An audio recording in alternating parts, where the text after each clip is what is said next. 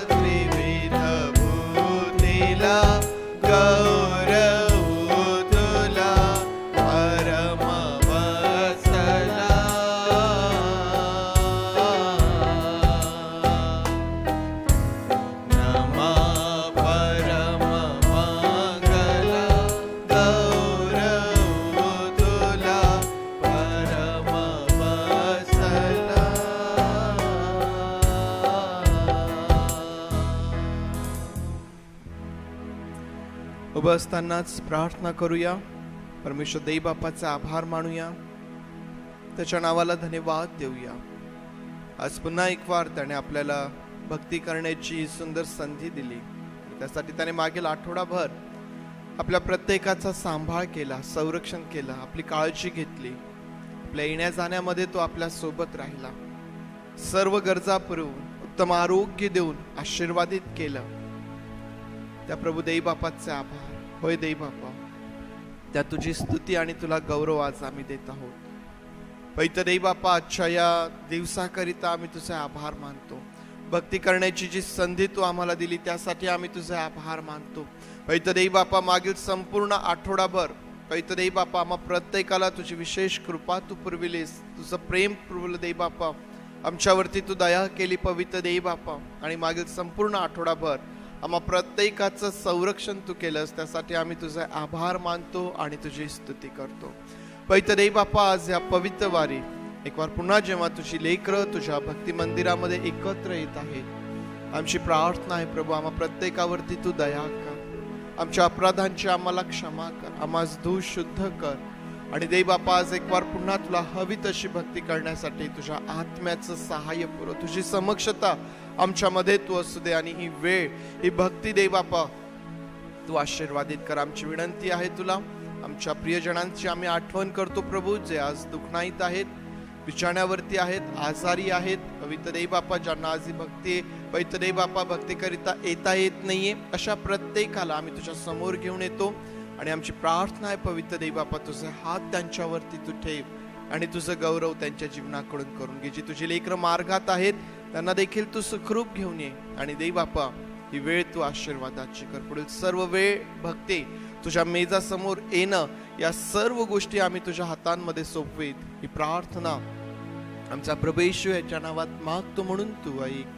आमेन, आमेन. बसूया आपण.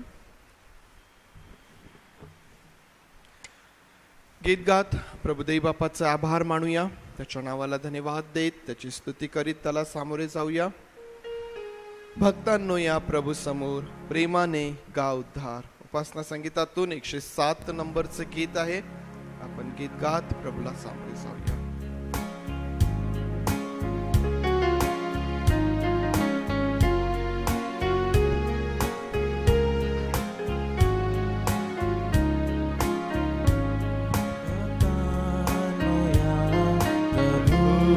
समोर प्रेमाने गा उद्धार.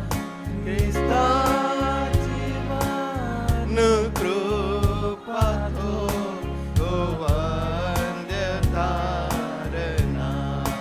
भक्तांनो या प्रभू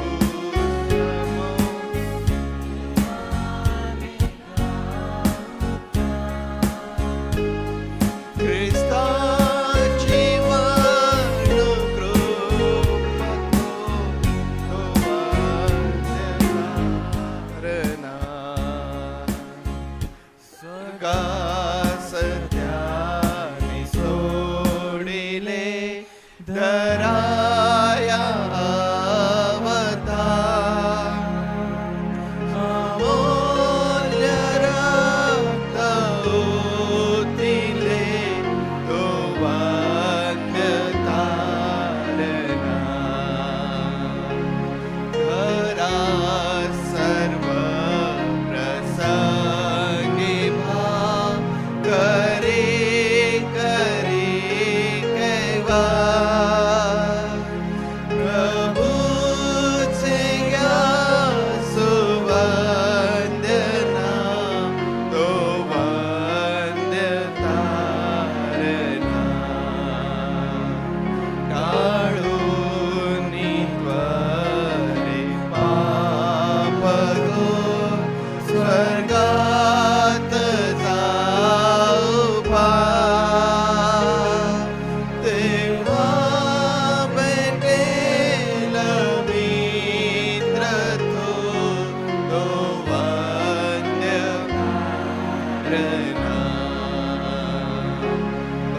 भक्तांनो या प्रभू समोर प्रेमाने गा उद्धार.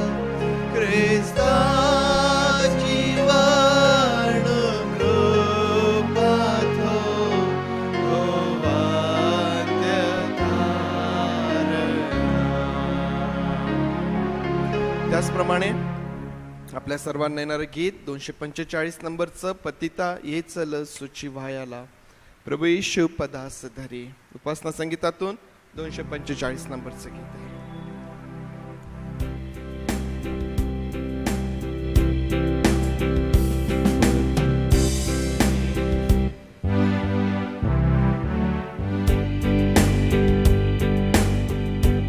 ये चल सुची व्हायाला. प्रभू येशू पदास धरी. अघ सिंधू मधुनी तरायाला. प्रभू येशू कृपा करी. प्रभुच्या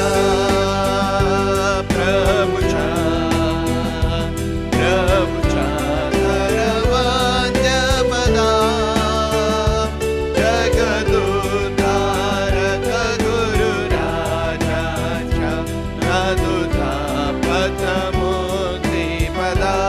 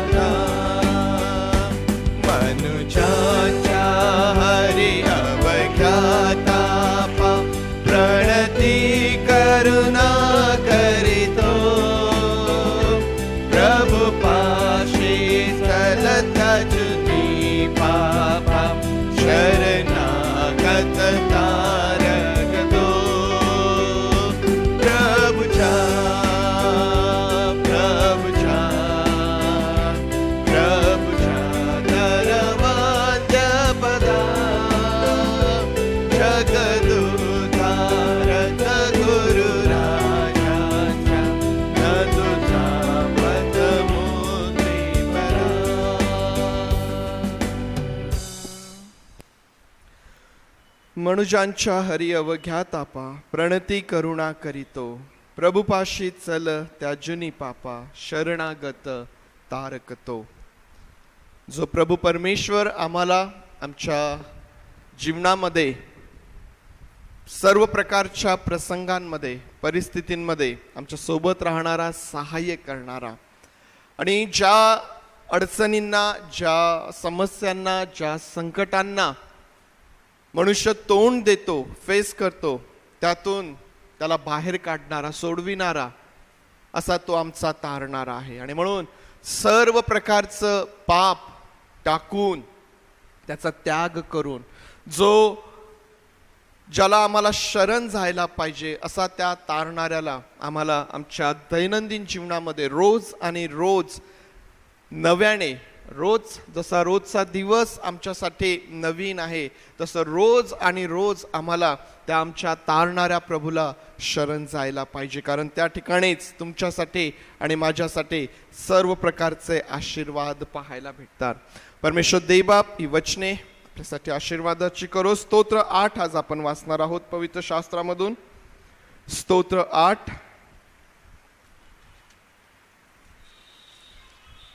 बहुतेकांचं पाठ असणारं हे स्तोत्र आहे. संडे स्कूलमध्ये लेकरांनी पाठ केलेलं असं हे स्तोत्र आहे. स्तोत्र संहिता 8. दावीद राजाने लिहिलेलं हे स्तोत्र आहे.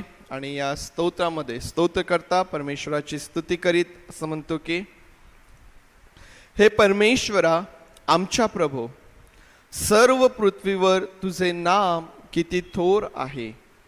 तू आपले वैभव आकाशभर पसरले आहेस. तू बाळके व तान्हुले यांच्या मुखाने सामर्थ्य स्थापित केले आहे. तुला विरोधी आहेत म्हणून आणि वैरी व सूड घेणारा यांना कुंठित करावे म्हणून तू असे केले आहेस. आकाश जे तुझे अंगुली कार्य व त्यात तू नेमलेले चंद्र व तारे यांच्याकडे पाहावे तर मर्त्य मनुष्य तो काय की तू त्याची आठवण करावी. मानव तो काय की तू त्याला दर्शन द्यावे. तू त्याला देवापेक्षा किंचित कमी असे केले आहेस. त्याला गौरव व थोरवी यांनी मुकुटमंडित केले आहेस. तू त्याला आपल्या हातच्या कृत्यांवरचे प्रभुत्व दिले आहेस. तू सर्व काही त्याच्या पायाखाली ठेवले आहेस. शेरडे, मेंढरे, गुरे, ढोरे ही सारी, तसेच वन पशु, आकाशातील पाखरे, समुद्रातील मासे व जलात संचार करणारे सर्व प्राणी. हे परमेश्वरा आमच्या प्रभू, सर्व पृथ्वीवर तुझे नाम किती थोर आहे. परमेश्वर देवबाप ही वचने आपल्यासाठी आशीर्वादाची करो. परमेश्वराचं नाव हे किती थोर आहे. ज्या परमेश्वराची आराधना तुम्ही आणि मी करतो, जो परमेश्वर आम्हाला प्रत्येक गोष्टींमध्ये, प्रत्येक परिस्थितीमध्ये सहाय्य करणारा, आम्हाला सोडविणारा, त्या परमेश्वराची थोरवी स्तोत्रकर्ता दावीद राजा या ठिकाणी त्याविषयी बोलताना असं म्हणतो की, आकाश आम्ही त्याच्याकडे पाहिलं तर, त्यात तुझे चंद्र आणि तारे नेमलेले आहेत त्याकडे जर आम्ही पाहिलं तर, परमेश्वराची हस्तकृती जर आम्ही पाहिली तर तो म्हणतो की मर्त्य मानव काय की तू त्याची आठवण करावी. प्रियांनो, परमेश्वराचं सामर्थ्य, परमेश्वराचं वैभव हे इतकं अगाध आहे, ते इतकं मोठं आहे की ज्यावेळेस तुम्ही आणि मी ते पाहण्याचा प्रयत्न करतो, ते समजण्याचा प्रयत्न करतो, त्यावेळेस आम्ही आमच्या स्वतःला त्यासमोर काहीच नाही, क्षुल्लक आहोत. दावीद राजा म्हणतो की मर्त्य मानव तू काय की ती त्याची आठवण करावी. परमेश्वराचं सामर्थ्य अगाध आहे, त्याचं वैभव अगाध आहे. देवाच्या लेकरांनो, आपण परमेश्वराला आपल्या मर्जीप्रमाणे उपयोगात आणू शकत नाही. आम्ही परमेश्वराबरोबर आम्हाला हवं तसं नातं आम्हाला ठेवता येणार नाही, कारण तो अगाध वैभवी सामर्थ्यशाली परमेश्वर आहे. आणि म्हणून या अशा वैभवी परमेश्वराला शरण जाणे, त्याला नित्य शरण जाणे, त्याच्या अधीन होणे, त्याचं ते प्रभुत्व स्वीकारणे, हे आमच्यासाठी आशीर्वादाचं आहे. हे आमच्यासाठी आशीर्वादाचं आहे. खरंच परमेश्वर हा अद्भुत आणि वैभवी परमेश्वर आहे. देवबाप आपणास याद्वारे आशीर्वादित करो. जो परमेश्वर देव सर्व वैभवी आहे, सामर्थ्यशाली आहे, त्या परमेश्वराला आज तुमच्याकडून आणि माझ्याकडून आपल्या ओठांचं स्तुतिरूपी फळ हवं आहे. आणि त्यासाठी कॉयर पुढे येईल आणि कॉयर बरोबर आपण सर्वजण मिळून परमेश्वर देवबापाची आराधना करूया, त्याची स्तुती करूया, त्याच्या नावाला आपण उंच करूया. कॉयर यावेळेस पुढे येईल. प्रभूच्या नावात सर्वांना सलाम. प्रभूने सुंदर असा दिवस दाखवला, त्याबद्दल आपण प्रभूचे आभार मानूया आणि काही गीताद्वारे त्याची स्तुती आपण करणार आहोत. प्रथम तर करा प्रार्थना अखंड गजर संग्रह 96 नंबरचं गीत, 96 नंबरचं गीत, करा प्रार्थना अखंड. आपण सर्वजण मिळून गाऊया.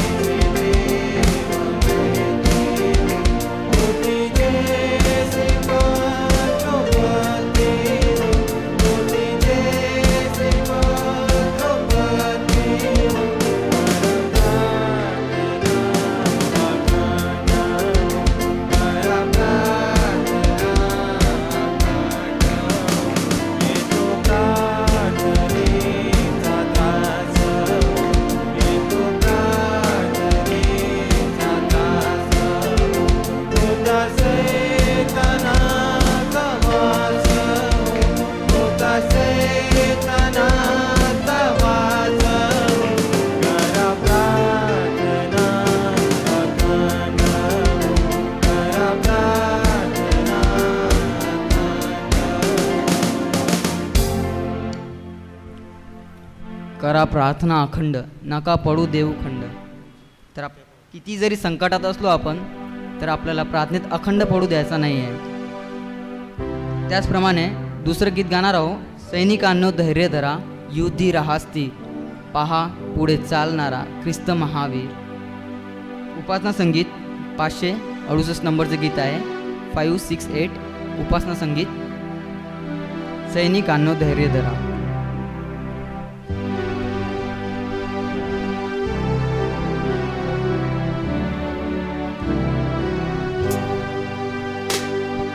सैनिकांनो धैर्य धरा, युद्धे राहास्ते,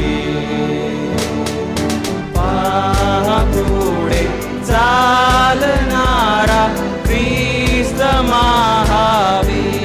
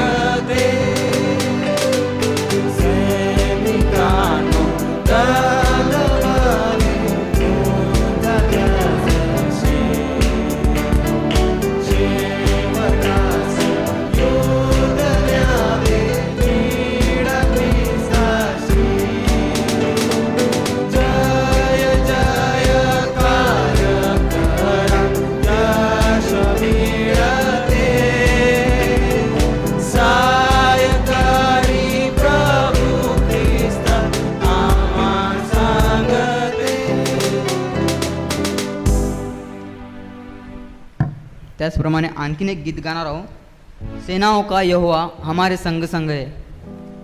सर्वांना येण्यासारखं गीत आहे. आपण सर्वजण टाळ्या वाजून गाणार आहोत, सेनाओं का यहोवा हमारे संग संग है.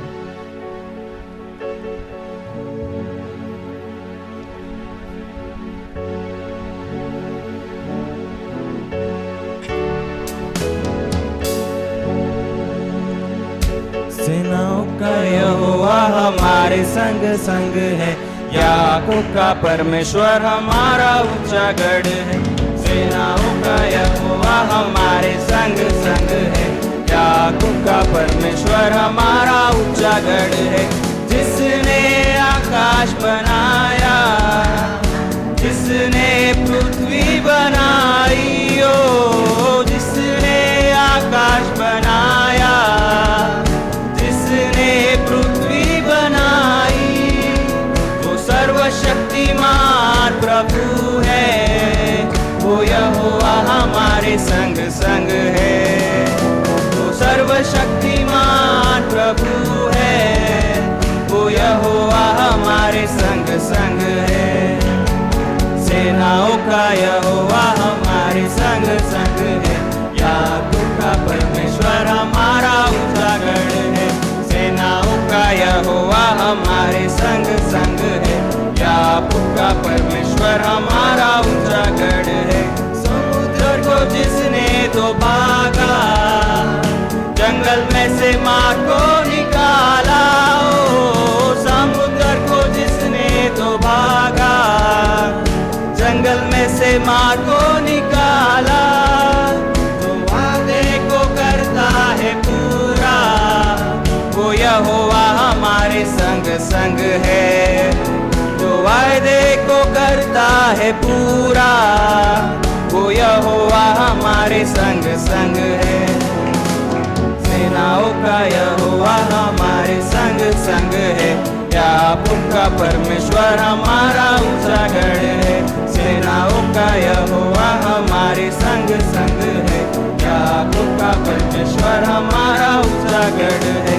लाजरस को जिसने जिलाया, जक्कई को जिसने बचाया, ओ लाजरस को जिसने जिलाया, जक्कई को जिसने बचाया, जिसके लिए सब संभव, वो यहोवा हमारे संग संग है.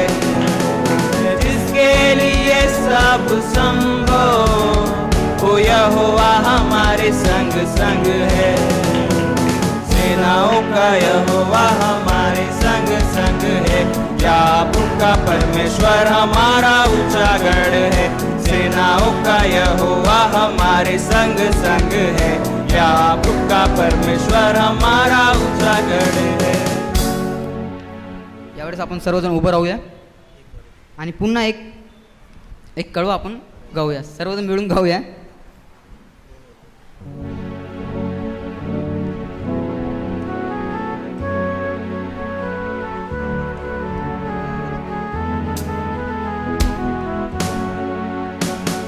सेनाओं का यहोवा हमारे संग संग है, याकूब का परमेश्वर हमारा ऊंचा गढ़ है.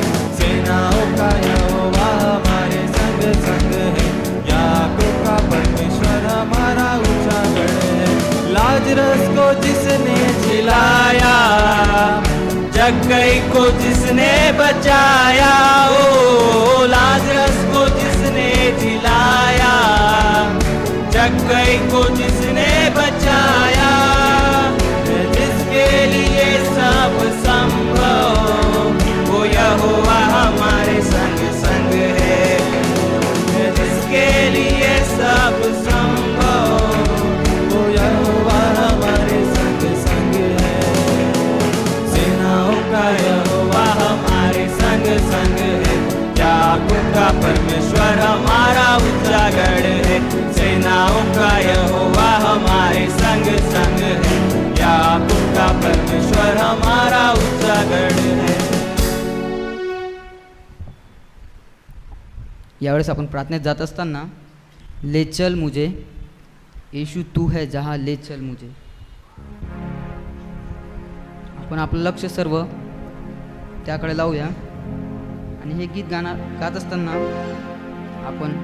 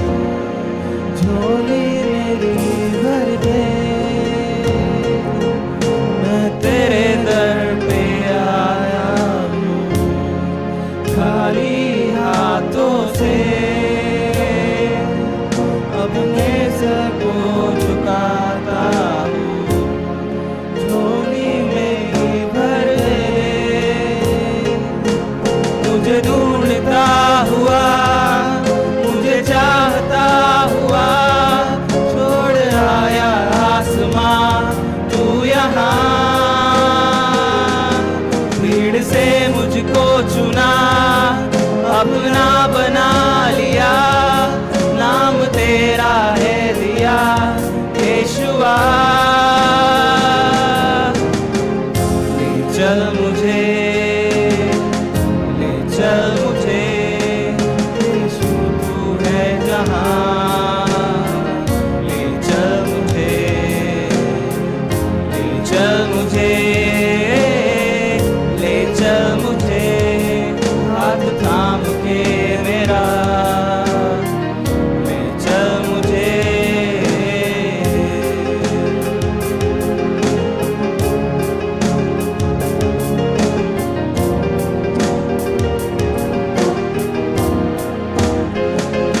जैसे हिरनी पानी के लिए प्यासा मैं भी हूँ तेरे लिए। जैसे हिरनी पानी के लिए प्यासा मैं भी हूँ तेरे लिए। तुझे ढूंढता हुआ, तुझे चाहता हुआ, छोड़ आया आसमां तू यहाँ। भीड़ से मुझको चुना, अपना बना लिया, नाम तेरा है दिया यीशुआ।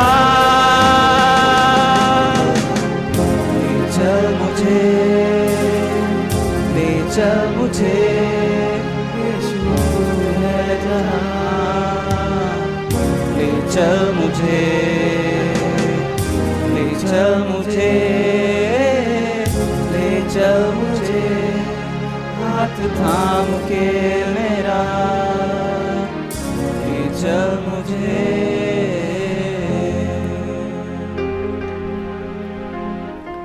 देवप्पा देवप्पा सुंदरची सकाळ दाखवली, त्याबद्दल तुझे आभार मानतो देवप्पा. तू म्हणतो देवप्पा, जैसे हिरनी पाणी के लिए प्यासा मैं भी तेरे लिए.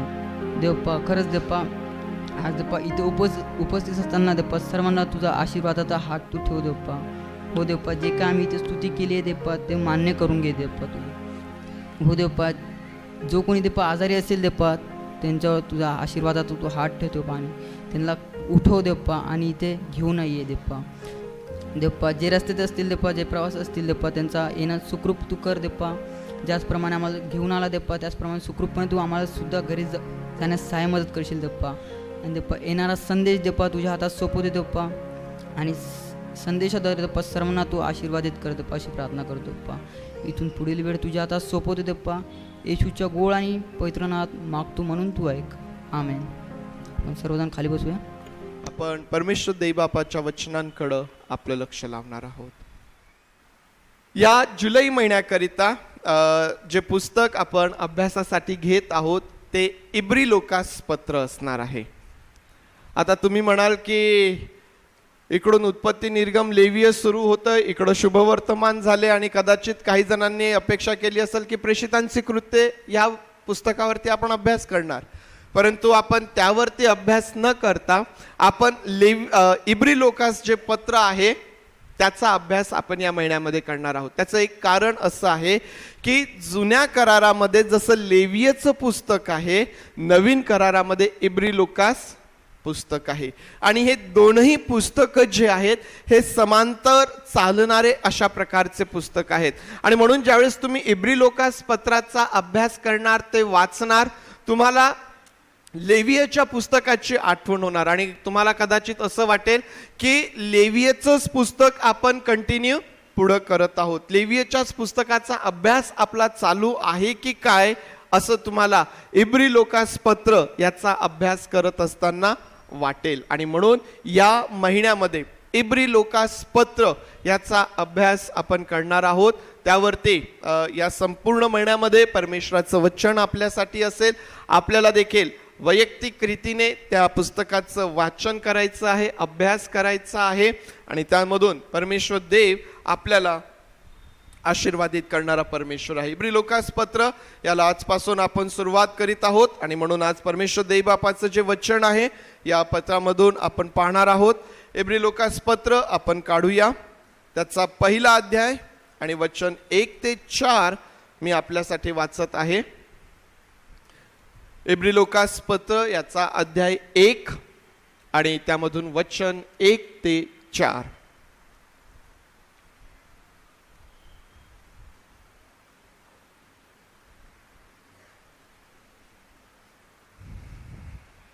या ठिकाणी असं लिहिलेलं आहे, देव प्राचीन काळी अंशांशाने व प्रकारांनी संदेष्टांच्या द्वारे आपल्या पूर्वजांशी बोलला. तो या काळाच्या शेवटी पुत्राच्या द्वारे आपल्याशी बोलला आहे. त्याने त्याला सर्व गोष्टींचा वारस करून ठेवले आणि त्याच्याद्वारे त्याने विश्व निर्माण केले. हा त्याच्या गौरवाचे तेज व त्याच्या तत्वाचे प्रतिरूप असून आपल्या सामर्थ्याच्या शब्दाने विश्वाधार आहे. आणि पापांची शुद्धी केल्यावर तो ऊर्ध्वलोकी राजवैभवाच्या उजवीकडे बसला. ज्या मानाने त्याला वारशाने देवदूतांपेक्षा श्रेष्ठ नाव मिळाले आहे, त्या मानाने तो त्यांच्यापेक्षा अधिक श्रेष्ठ आहे. परमेश्वर देवबाप ही वचने आपल्याकरिता आशीर्वादाची करू. प्रार्थना करूया. पवित्र आणि प्रेमळ देवबापा, आम्ही तुझे आभार मानतो, स्तुती करतो प्रभू. आज एक वार पुन्हा तुझ्या वचनांकडे लक्ष लावण्याची, ते ऐकण्याची, त्यावर मनन करण्याची संधी दिलीस. आभार मानतो पवित्र देवबापा. या तुझ्या वचनांच्या द्वारे तू आमच्या सोबत बोल, तुझं सामर्थ्य आम्हावरती ओत आणि तुझ्या वचनांचं जे अद्भुत कार्य आमच्या जीवनामध्ये आहे त्याद्वारे तुझं गौरव तू करून घ्या. आम्ही सर्वजण स्वतःला तुझ्या हातांमध्ये देत प्रार्थना आमचा प्रभू याच्या नावात मागतो म्हणून तू ऐक. आमेन. आमेन. इब्री लोकास पत्र याला आपण सुरुवात करीत आहोत. आता इब्री लोकास पत्र हे का वाचायचं, जर असा प्रश्न आपण स्वतःला विचारलं तर हे पत्र का वाचायचं, त्याचं कारण असं की जुन्या करारामध्ये लोकांच्या पापांची क्षमा व्हावी म्हणून सभास्थानात विविध अर्पणे सादर करण्यासाठी यहुदी लोकांकडे याजक मंडळे होती. लेवीयचं पुस्तक तुम्हाला आठवत असेल. काय होतं? पापांच्या क्षमेसाठी विविध अर्पणे त्या ठिकाणी आहेत आणि ती विविध अर्पणे करण्यासाठी याजक मंडळ त्या ठिकाणी आहेत. तथापि नव्या ख्रिस्ती लोकांच्या पापांची क्षमा कशी होईल, ते देवाचे मित्र कसे होतील आणि त्यांना देवाची मुले कसे होता येईल, या प्रश्नाच्या उत्तरासाठी या पत्राचा अभ्यास आपल्याला निश्चितच आशीर्वादाचा ठरणार आहे. हे पत्र का वाचायचं? आता इब्री लोकास पत्र हे कोणी लिहिलं या संदर्भात एकमत नाही. हे पत्र कोणी लिहिलं? काही जणांचं म्हणणं आहे की ते पावलाने लिहिलं. काही जण म्हणतात की पावलाची इतर जी पत्रे आहेत त्यांचा अभ्यास केल्यानंतर इब्री लोकास पत्र जे लिहिलेलं आहे त्याची शैली वेगळी आहे, म्हणून पाऊल जो आहे तो ह्या पत्राचा लेखक नसावा. या प्रकारे अभ्यासक जे आहेत, पवित्र शास्त्राचे अभ्यासक जे आहेत, ते आपलं वेगवेगळ्या प्रकारचं मत मांडतात. इब्री लोकास पत्र हे कोणी लिहिलं हे जरी स्पष्ट नसलं तरी एक गोष्ट मात्र स्पष्ट आहे की हे पत्र देवाच्या आत्म्याने प्रेरित होऊन देवबापापासून तुमच्यासाठी आणि माझ्यासाठी ते आलेलं आहे. आणि म्हणून त्याचा अभ्यास करणे हे आमच्यासाठी आशीर्वादाचं ठरणार आहे. आज या पत्रावरती किंवा जी वचने आज आपण वाचलेली आहेत त्यावरती मनन करण्याकरिता जो विचार आपल्या समोर असणार आहे तो म्हणजे प्रभू येशू ख्रिस्त हा सर्वश्रेष्ठ, प्रभू येशू ख्रिस्त हा सर्वश्रेष्ठ आहे. म्हणजेच काय आहे की इब्री लोकासचं पत्र जे आहे, ज्यावेळेस तुम्ही त्याचं वाचन करता तुम्हाला हे दिसून येईल की हा जो लेखक आहे हा प्रभू येशू ख्रिस्ताची श्रेष्ठता, तो कसा श्रेष्ठ आहे हे आम्हाला पटवून देण्याचं काम या पत्रामध्ये तो करतो. आणि म्हणून आम्हाला काय पाहायला भेटतं की ज्या मानाने त्याला वारशाने देवदूतांपेक्षा श्रेष्ठ नाव मिळाले आहे त्या मानाने तो त्यांच्यापेक्षा अधिक श्रेष्ठ आहे. कोण? प्रभू येशू ख्रिस्त हा सर्वांपेक्षा श्रेष्ठ आहे, सर्वश्रेष्ठ तो आहे. हा जो लेखक आहे आमच्या समोर तो सांगत आहे. आता जो शास्त्र भाग आम्ही वाचलेला आहे, शास्त्र भागामध्ये आम्हाला काय पाहायला भेटतं की देव हा आरंभापासून मनुष्याबरोबर बोलत आलेला आहे.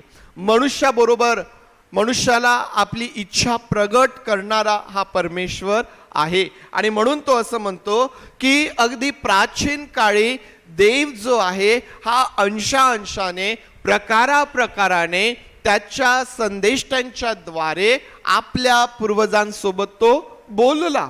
देव आरंभापासून बोलत आलेला आहे, परंतु आता काळाच्या शेवटी तो कोणाच्या द्वारे बोलला? आपल्या पुत्राच्या द्वारे, प्रभू येशू ख्रिस्ताच्या द्वारे. जो देव आहे तो मनुष्यासोबत बोललेला आहे. त्याने प्रभू येशू ख्रिस्ताच्या द्वारे जी त्याची इच्छा आहे ती मनुष्याला प्रगट केलेली आहे. प्रभू येशू ख्रिस्ताद्वारे आज तुम्हाला आणि मला देवाची इच्छा जी आहे ती प्रगट झालेली आहे. हा प्रभू येशू ख्रिस्त जो त्याच्याविषयी योहान म्हणतो की हा त्याच्या बरोबर होता आणि तोच देव होता, तोच तुमच्यासाठी आणि माझ्यासाठी या जगामध्ये आला आणि या जगामध्ये येऊन त्याने तुम्हाला आणि मला त्याची जी इच्छा आहे ती त्याने व्यक्त केलेली आहे, ती त्याने प्रगट केलेली आहे. या काळाच्या शेवटी म्हणून हे लक्षात आम्ही घेऊ शकतो की तुम्ही आणि मी अगदी काळाच्या शेवटच्या टप्प्यामध्ये आहोत. आता पुष्कळदा आम्हाला हा विचार येतो की शेवटचा काळ, परंतु केव्हा शेवटचा काळ? आता इब्री लोकांचं पत्र केव्हा लिहिल्या गेलं? इब्री लोकांचं पत्र हे इसवी सन 60 नंतर लिहिल्या गेलेलं आहे. म्हणजे इसवी सन 60-65 त्या दरम्यान ते लिहिल्या गेलेलं आहे, इसवी सन. मग तेव्हा हे लिहिलेलं आहे की शेवटचा काळ? आता त्याच्यावरती एवढे 2000 वर्ष लोटून चाललेले आहेत.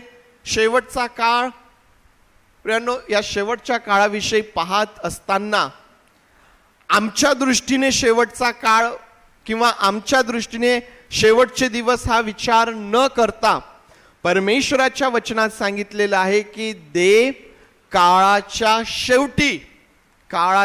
शेवटी म्हणजे देवबापाने त्याच्या मनामध्ये काळाची जी मर्यादा लावून दिलेली आहे, काळाची जी मर्यादा त्याने आखलेली आहे, त्याच्या शेवटास तुम्ही आणि मी येऊन पोहोचलेलो आहे. त्याच्या शेवटास म्हणजे मी विचार केला की मी 10 दिवसांचा प्रवास करणार आहे, हे माझ्या मनामध्ये आहे, मी तुम्हाला सांगितलेलं नाही. आणि मी माझा प्रवास सुरू केला. आणि मग मी माझा प्रवास सुरू केल्यानंतर 1 दिवस, 2 दिवस, 3 दिवस, 4 दिवस, 5 दिवस, 6 दिवस, 7 दिवस माझा प्रवास सुरू आहे.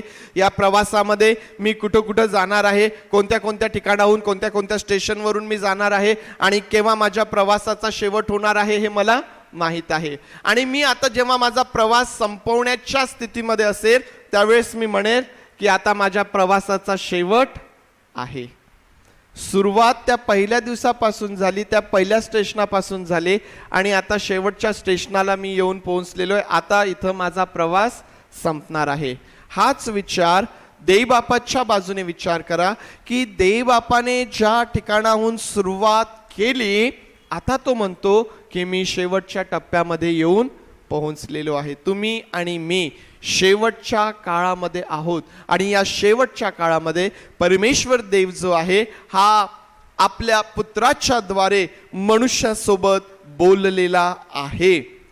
मग प्रभू येशू ख्रिस्त हा कसा श्रेष्ठ आहे हे सांगण्याचं काम इब्री लोकास पत्रामध्ये लेखक करताना आम्हाला दिसतो. आणि त्यासाठी तो काय करतो, तो तुलना करतो आणि आज त्या गोष्टींकडे आपण आपलं लक्ष लावणार आहोत. पहिली गोष्ट आम्ही पाहत असताना प्रभू येशू ख्रिस्त हा कोणापेक्षा श्रेष्ठ आहे हे तो सांगत असताना वचन 5 पासून अध्याय 1 वचन 5 ते संपूर्ण अध्याय 2 म्हणजे ही 2 अध्याय यामध्ये हा जो लेखक आहे हा आम्हाला सांगतो की प्रभू येशू ख्रिस्त जो आहे हा देवदूतांपेक्षा श्रेष्ठ आहे.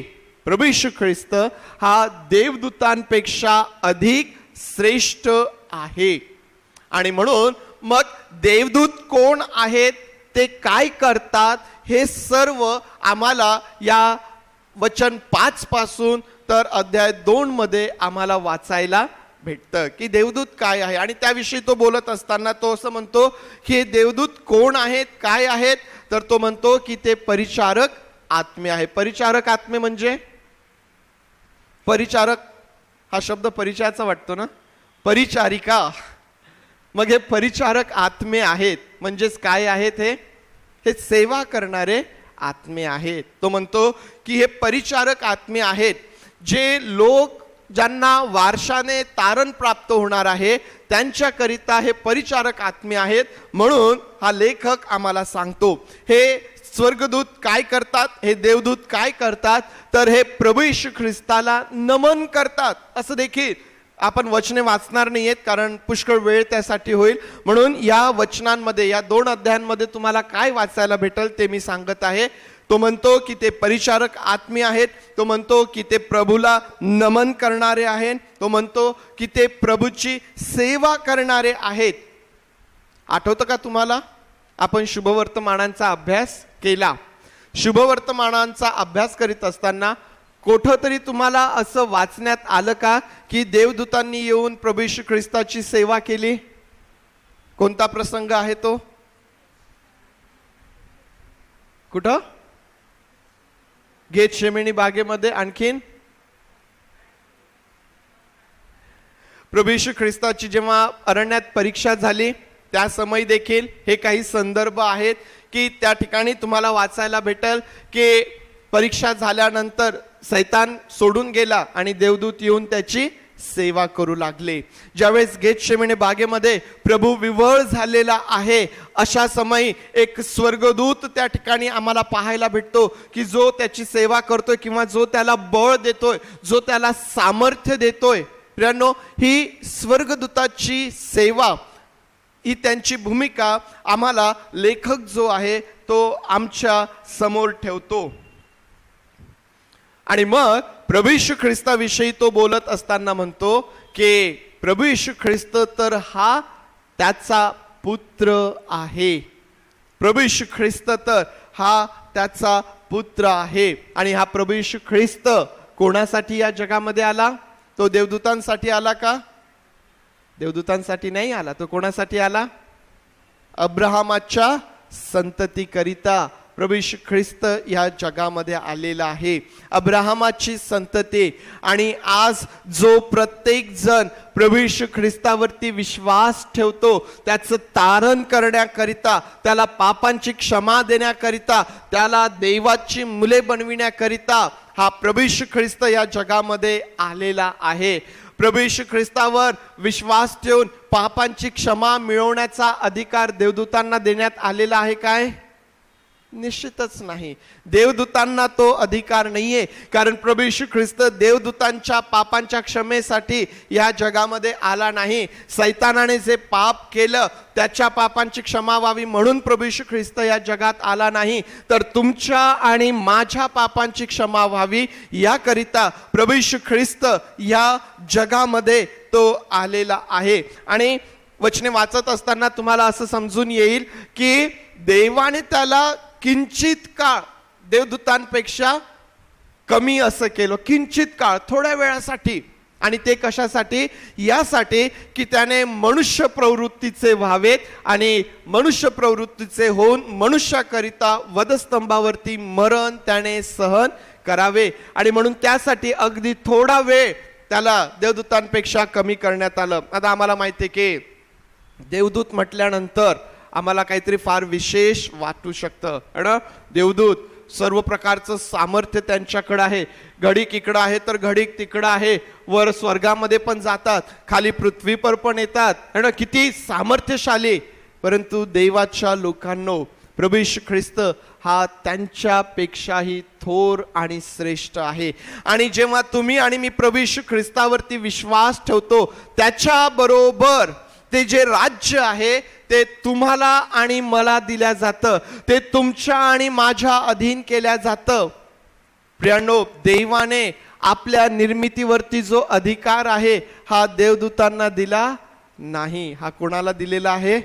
मनुष्याला दिलेला आहे.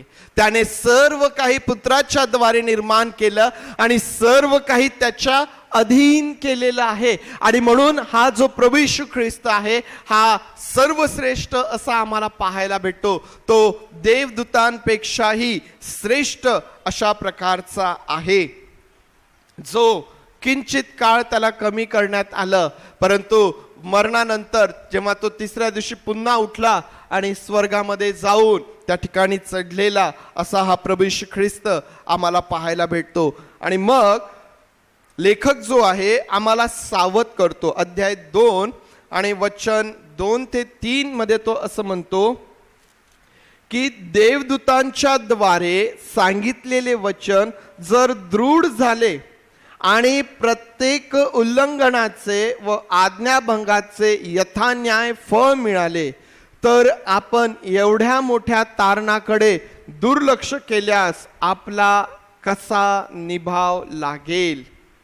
ते सांगण्याचा आरंभ प्रभूकडून झाला असून ते ऐकणाऱ्यांनी त्याविषयी आपल्याला प्रमाण पटवलेला आहे. काय सांगण्याचा प्रयत्न तो या ठिकाणी करत आहे की जर देवदूतांनी सांगितलेल्या गोष्टी दृढ झाल्या आणि त्यांनी सांगितल्याप्रमाणे आज्ञाभंग करणारे, अवाज्ञा करणारे यांचा न्याय झाला, तर जेव्हा देवाच्या पुत्राने तारण करणाऱ्याने जर आम्हाला सांगितलेल्या गोष्टींकडे आम्ही दुर्लक्ष करणार, तर आमचा निभाव कसा लागणार.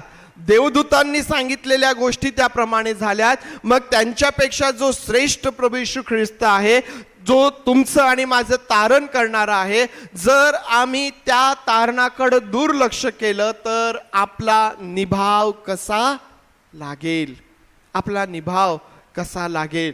पवित्र शास्त्रामध्ये आम्हाला प्रभूकडून सांगण्यात आलेले आहेत आणि ज्यांनी ते ऐकलं त्यांना देखील त्याचं प्रमाण पटलेलं आहे. आणि म्हणून प्रियांनो, आज एवढ्या मोठ्या साक्षरूपी मेघाने जेव्हा आम्ही वेढलेले आहोत, त्या समय प्रियांनो आम्ही किती सावध रीतीने आमच्या तारणाकडं आम्ही लक्ष देण्याची गरज आहे. प्रभू येशू ख्रिस्त हा देवदूतांपेक्षा श्रेष्ठ असा आम्हाला या ठिकाणी पाहायला भेटतो. त्यानंतर अध्याय 3 पासून तर अध्याय 4 वचन 11 पर्यंत आता लेखक आम्हाला सांगतो की प्रभू येशू ख्रिस्त हा जो आहे हा मोशेपेक्षाही श्रेष्ठ असा आहे. प्रभू येशू ख्रिस्त हा मोशेपेक्षाही श्रेष्ठ असा आम्हाला पाहायला भेटतो. प्रियांनो, यहुदी लोकांमध्ये जुन्या करारामध्ये मोशेचं एक विशिष्ट स्थान आम्हाला पाहायला भेटतं. प्रभू येशू ख्रिस्तावरती आरोप करण्यात आले की तो मोशेने दिलेल्या नियमांचं उल्लंघन करतो, तो त्याचं पालन करत नाही, असे आरोप प्रभू येशू ख्रिस्तावरती ठेवण्यात आलेले आहेत. परंतु प्रभू येशू ख्रिस्त हा जो आहे हा मोशेपेक्षाही श्रेष्ठ असा आम्हाला दिसून येतो. आणि ज्यावेळेस आम्ही या गोष्टींची तुलना करतो त्यावेळेस आम्हाला असं पाहायला भेटतं, ज्यावेळेस तुम्ही अध्याय 3 पासून वाचाल त्यावेळेस तुम्हाला ज्या गोष्टी वाचण्यात येतील त्या ह्या प्रकारे आहेत. मोशे जो आहे त्याविषयी लेखक असा म्हणतो की मोशे हा देवाच्या घराण्यामध्ये विश्वासू सेवक असा मोशेचा उल्लेख तो करतो. मोशे कोण आहे? एक विश्वासू सेवक तो आहे. परंतु प्रभू येशू ख्रिस्ताविषयी बोलत असताना तो म्हणतो की तो तर देवाच्या घरामध्ये पुत्र अशा प्रकारचा आहे. मोशे जो आहे हा विश्वासू आहे परंतु तो सेवक आहे. आणि प्रभू येशू ख्रिस्त त्याला ज्याने पाठवलं हा प्रभू येशू ख्रिस्त देखील विश्वासू आहे, परंतु प्रभू येशू ख्रिस्त हा देवाच्या घरामध्ये वारस किंवा पुत्र अशा प्रकारचा तो आहे. एक सेवक आहे आणि एक पुत्र अशा प्रकारचा आहे. मोशेच्या द्वारे नियमशास्त्र देण्यात आलं, प्रभू येशू ख्रिस्ताच्या द्वारे कृपा आली. मोशेच्या द्वारे जे नियमशास्त्र देण्यात आलं त्याद्वारे काय झालं? त्याद्वारे पाप संजीवित झालं, त्याद्वारे पापाला बळ मिळालं आणि त्याचा परिणाम मरण आम्हाला दिसून येतो.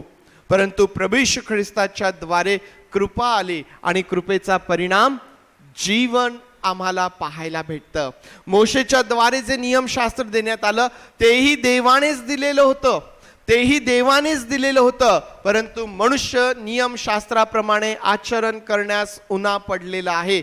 आणि म्हणून जे इब्री लोकास पत्र म्हणतो की देव आपल्या लोकांबरोबर बोलला, अंशाने प्रकाराने संदेष्टांच्या द्वारे तो बोलला, परंतु काळाच्या शेवटी तो आपल्या पुत्राच्या द्वारे बोलला. मोशेच्या द्वारे जे नियमशास्त्र देवाने दिलं, जेव्हा मनुष्य त्याचं पालन करायला उन्हा पडला, देवाने आपल्या एकुलत्या एक पुत्राला पाठवलं यासाठी की त्याच्याद्वारे आम्हाला कृपा मिळावी, यासाठी की आम्ही त्याच्यावर विश्वास ठेवावा आणि त्याद्वारे तुम्हाला आणि मला सार्वकालिक जीवन हे प्राप्त व्हावं.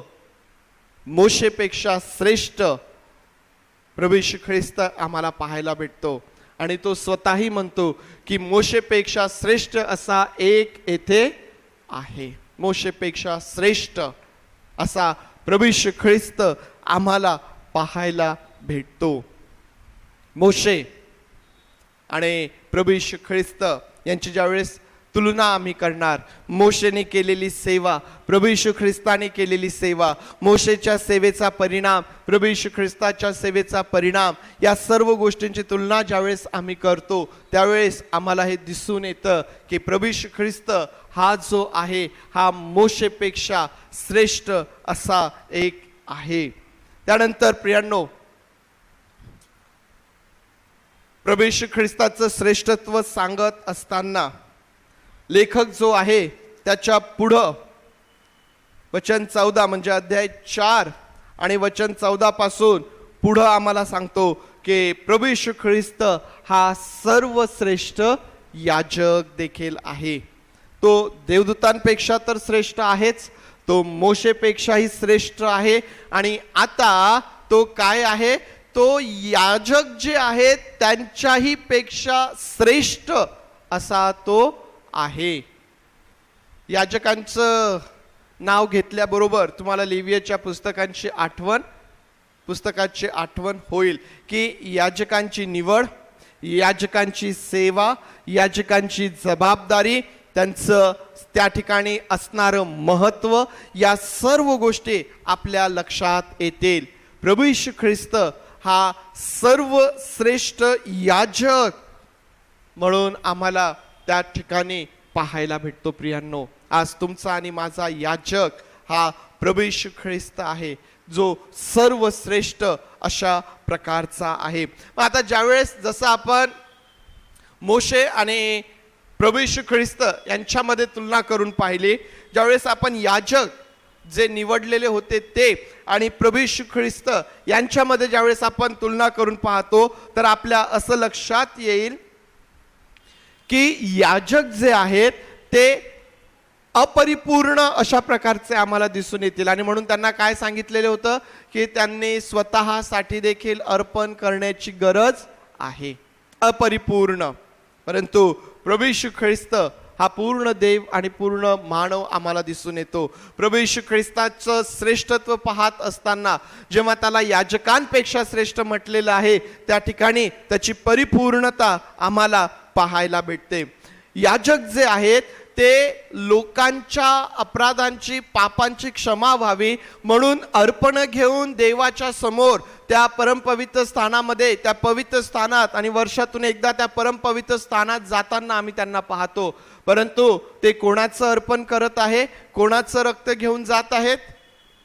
वेगवेगळ्या जनावरांचं, ज्या प्रकारे नियम लावून दिलेले आहेत त्या जनावरांचं. परंतु प्रभू येशू ख्रिस्त हा स्वतःचं अर्पण करणार आहे. प्रभू येशू ख्रिस्त कोणाचं रक्त घेऊन त्या परमपवित्र स्थानात गेला? स्वतःचं रक्त घेऊन त्या परमपवित्र स्थानामध्ये तो गेला. याजक जे आहे हा पडदा असलेल्या त्या परमपवित्र स्थानामध्ये वर्षातून एकदा जायचे. परंतु प्रभू येशू ख्रिस्त हा स्वतःचं अर्पण करून, स्वतःचं रक्त घेऊन कुठं चढला? वर स्वर्गामध्ये तो चढला, स्वर्गामध्ये तो चढला.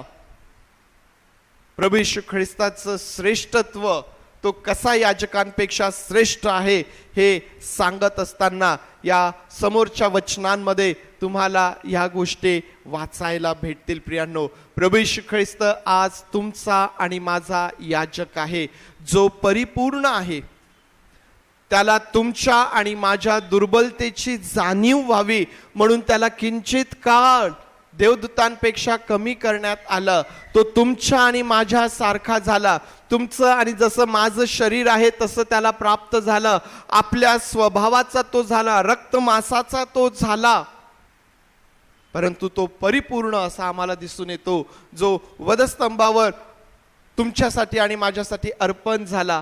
तिसऱ्या दिवशी पुन्हा उठला आणि त्या परम पवित्र स्थानामध्ये, त्या स्वर्गामध्ये तो त्या ठिकाणी उभा झाला, तुमचा आणि माझा मध्यस्थ म्हणून. प्रियांनो, जर जनावरांचं रक्त घेऊन याजक त्या परमपवित्र स्थानात जातात आणि त्याद्वारे मनुष्यांना त्यांच्या अपराधांची क्षमा होते, तर हा जो प्रभू येशू ख्रिस्त स्वरक्त घेऊन जेव्हा स्वर्गात तुमच्यासाठी आणि माझ्यासाठी उभा झाला, प्रियांनो, तुम्हाला आणि मला किती विशेष करून आपल्या अपराधांची क्षमा प्राप्त होते. आणि म्हणून असं म्हटलेलं आहे की तुमची पापे लाखेसारखी लाल जरी असली तरी ती बर्फाहून शुभ्र होतील, बर्फाहून शुभ्र होतील. प्रियांनो, मनुष्याचं जीवन या प्रकारे बदलण्याचं सामर्थ्य हे प्रभूमध्ये आम्हाला पाहायला भेटतं. हा प्रभू येशू ख्रिस्त आज तुमचा आणि माझा याजक म्हणून आज स्वर्गामध्ये तो आहे,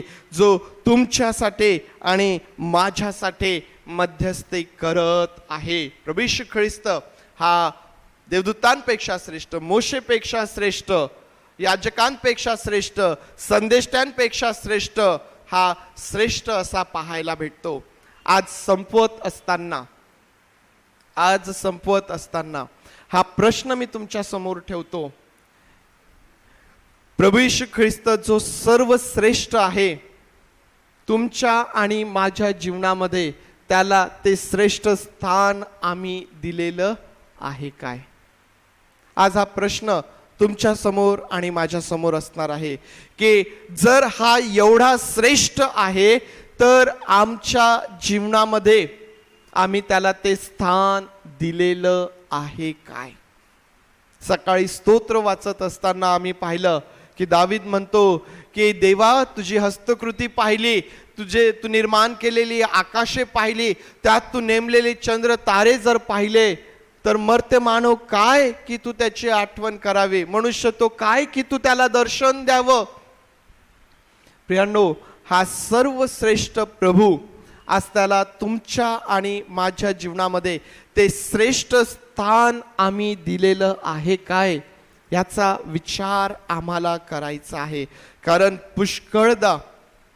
पुष्कळदा आम्ही परमेश्वर देवबापाला अगदी सहजतेने घेतो. आम्हाला हवं तसं आम्ही आमचं नातं जे आहे देवबापाबरोबर स्थापित करण्याचा किंवा त्याच्याबरोबर चालण्याचा प्रयत्न करतो. परंतु आज जेव्हा इब्री लोकास पत्रामधून प्रभू येशू ख्रिस्ताची श्रेष्ठता आम्ही पाहत आहोत, त्या अर्थी प्रियांनो, आम्ही आमच्या जीवनामध्ये सावध व्हावं आणि आपल्या जीवनामध्ये त्याला ते श्रेष्ठ स्थान आम्हाला द्यायचंच आहे.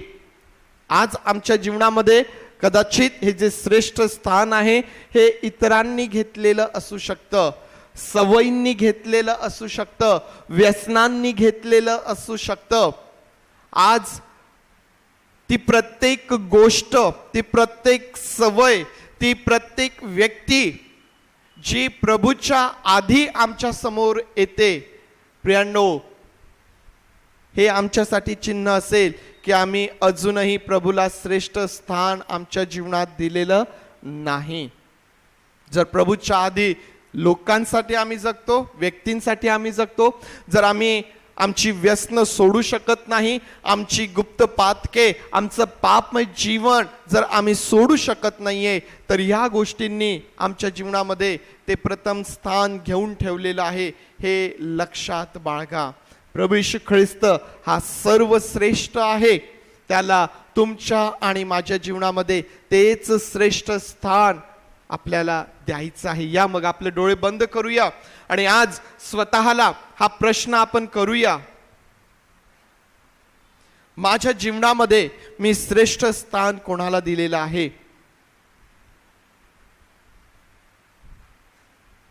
कदाचित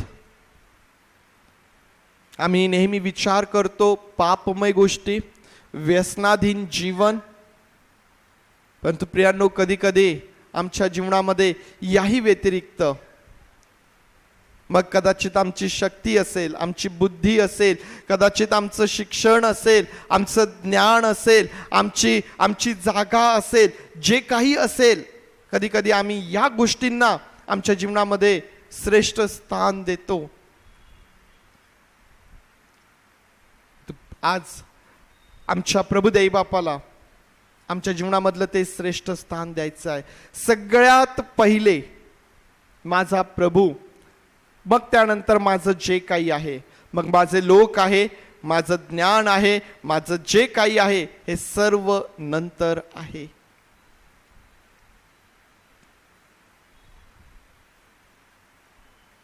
जर आम्ही आमच्या प्रभूला ते श्रेष्ठ स्थान दिलं तर मग तो त्याच्या सर्व प्रकारच्या सामर्थ्याने आम्हास नवीन करणारा आमचा प्रभू आहे. दे बापा सहाय्य कर, दे बापा सहाय्य कर. तुझी कृपा पुरव, तुझी कृपा पुरव प्रभू, तुझी कृपा पुरव. पवित्र दे बापा, खरंच तुझं वैभव आम्ही पाहावं, तुझं सामर्थ्य आम्ही पाहावं, तुझी हस्तकृती आम्ही पाहावे. तर दे बापा, आम्ही कोण आहोत ज्या तू आम्हावर एवढं प्रेम करतोस? आम्ही कोणी नाही पवित्र दे बापा, आम्ही काहीच नाही. परंतु दे बापा, या तुझ्या प्रेमासाठी आम्ही तुझे आभार मानतो. आणि आज एक वार पुन्हा पवित्र दे बापा, तुझं जे प्रभुत्व आहे ते आम्ही स्वीकारतो, तुझं जे श्रेष्ठत्व आहे ते आम्ही स्वीकारतो प्रभू. आम्हा प्रत्येकाच्या जीवनामध्ये ते तुझं श्रेष्ठ स्थान आम्ही तुला देतो प्रभू. तुझं गौरव तू करून घे, तुझं गौरव तू करून घे प्रभू, तुझं गौरव तू करून घे. आम्ही तुझे आभार मानू. ही प्रार्थना आमचा प्रभू येशू याच्या नावात मागतो म्हणून तू ऐक. आमेन, आमेन. प्रभूने शिकवलेली प्रार्थना म्हणूया. हे आमच्या स्वर्गातील बापा, तुझे नाम पवित्र मानले जाव, तुझे राज्य जसे स्वर्गात तसेच तुझ्या इच्छेप्रमाणे आमचे रोजची भाकर आज आम्हास दे. आणि जसे आम्ही आमच्या ऋणास ऋण सोडले तसेच तो आमचे ऋणे आम्हास, आणि आम्हास वाईटापासून सोडले. कारण की राज्य, सामर्थ्य आणि गौरव हे सर्व काळ तुझेच आहे. आमेन. सुवंद्य देवा